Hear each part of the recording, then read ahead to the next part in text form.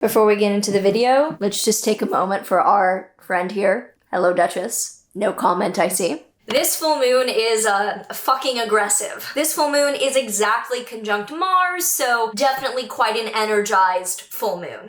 If you're excited to dive into what exactly we can expect from this not lovely, it's not, we'll get into it. If you're looking forward to diving into what we can expect from this full moon in Gemini, make sure that you like, subscribe, and hit that notification bell so you are always up to date with what the stars have in store for you. Hi, I'm Maren. I'm an astrologer using the tropical zodiac with Western techniques for this video and all my videos, but yeah, if you're new, nice to meet you. If you've been here before, nice to see you again.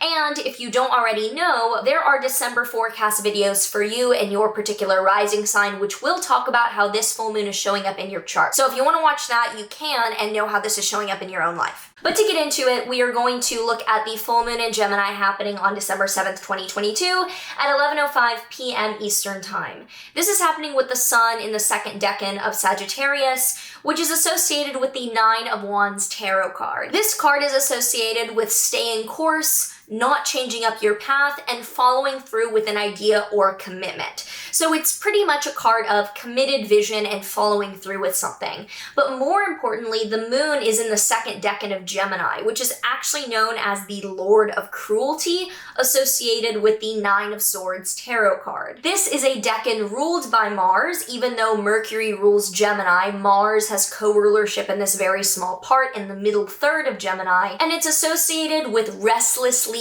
wondering or worrying about something. It is a temporary state of worry or of being concerned about something that leads to mental aggressiveness, which is very in line with this entire full moon. So this is an aggressive, an angry, a cruel full moon that does bring up a lot of things boiling over. Full moons are already an increase of energy, or when things tend to ignite and come out. This is not so much a positive or a negative thing, but with a full moon on Mars, there's definitely a challenging quality, especially given that Mars is retrograde, showing that there's internal frustration or just ongoing obstacles. This shows us at best throwing our hands up and being frustrated with the need to revise or redo something, and at worst possibly engaging in some pretty heated discourse with others. I think that the best use of this would be put towards redoing something and understanding that we have reached a lot of effort we're putting into it, and it's a little bit frustrating, but we're glad that we've done it.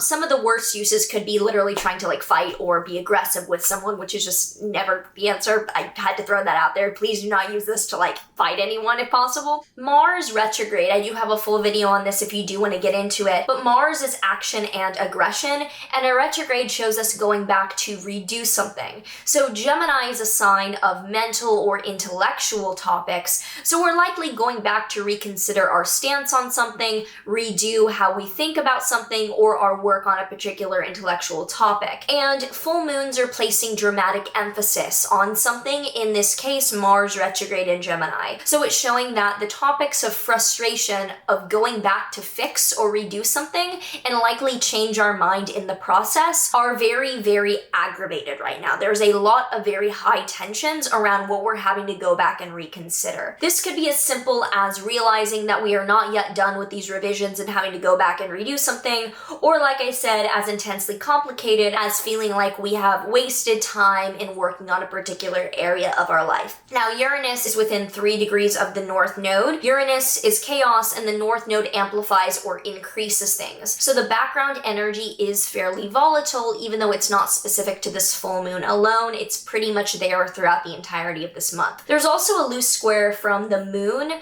to Neptune, but it's nothing too intense. Mars square Neptune is still not great. The moon square Neptune is still not great, but it's within 6 degrees, not too close. It's not great for clarity or thinking very concisely. There's a lot of muddying the waters when Neptune is involved. It does seem like an angry disruption, but with Mars loosely square Neptune, not the best for clearly taking action or deciding on what our plan of next steps is. So clearly we've been needing to go back and redo things, but not so clear is what to do next. I don't like this at all for anything constructive or gentle. Obviously, I'm not really a fan of a full moon conjunct Mars. It looks angry, it looks disruptive, and Mars retrograde itself is very frustrating. This is igniting that with some extra volatility. It's not an eclipse, so it's not the end of the world, nor is it that long lasting, but I would watch out for mid-Gemini placements being activated with some pretty intense frustration during the time of this month, around this full moon. Uranus on the North Node is not too great either for feeling chill.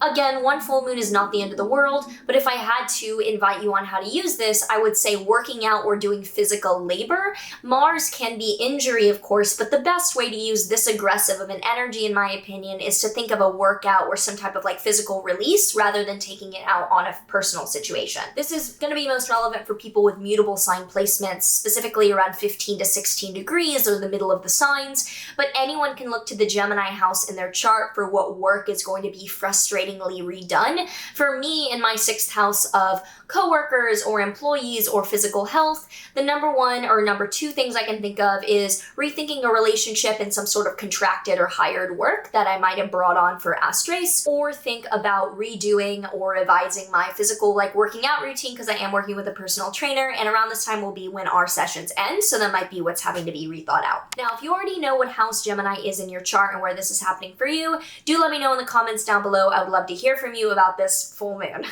So in the United States' chart, this looks very, very relevant because this is right on the US natal Mars. So Mars and the moon are right on the US natal Mars. Mars is the most challenging planet in the US chart, and it's in the 7th house of opponents or allies, showing that some of the most major challenges and issues throughout US history come from partisan fighting and civil tensions on two-party system type thing. This seems like a very disputed, very angry rethinking of something. I would not be surprised if there's a repealment or going back to reconsider something and that ends up being unpopular. Mars is ruling the 5th house in the US chart, which could be bringing up things of reproduction or even like abortion related or just women's topics in general, because the 5th house can be kids and fertility. So there could be a majorly disputed, highly contested matter that looks very active in the US. For Biden, it's in the same house, the 7th house of opponents and close partners. But because this looks very challenging in the US chart, but not as much in Biden's chart, it's not quite as intense. It does look like more of a US issue, which he's implicated in, but not quite the person behind it. It is near his natal Saturn, which is very serious and looks ongoing. Now for Kamala Harris, this is right on her ascendant. I believe she will be very involved in this.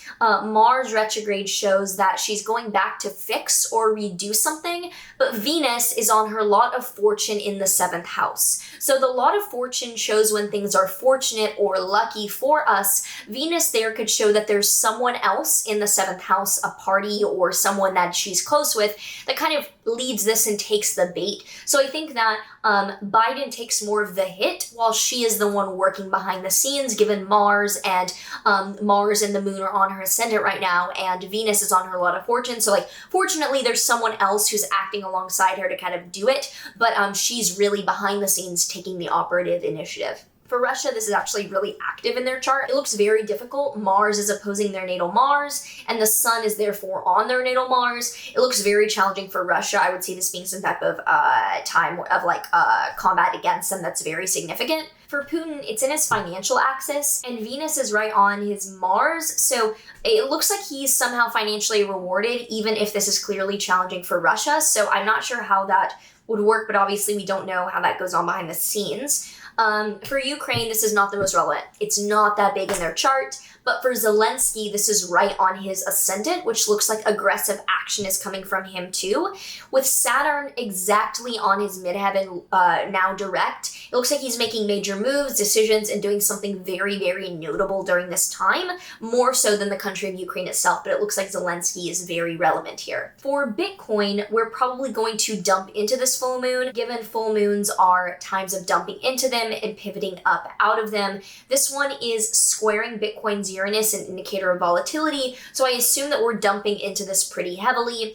For Ethereum, there's actually the positive aspect of Venus trine ETH's Jupiter, so I think that this fits for a pump out of it, where we do dump heavily, but then there's support coming out of it. So I would see us dumping into this, then pumping out of it, because that's what new moons are, and this one has both challenging and positive, very contrasting aspects that do reiterate that polarizing nature.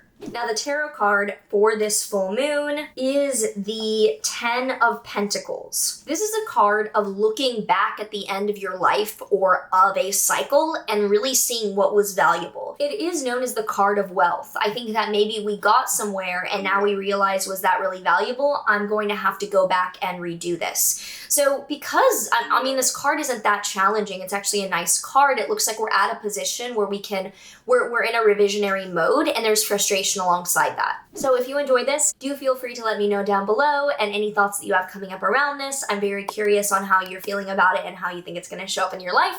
But the Capricorn new moon later on this month is pretty cute. I'm about to film that right after this, and that will put me in a better mood for going out. So I hope that this was helpful, and I will see you in the next one. Oh, but there is one thing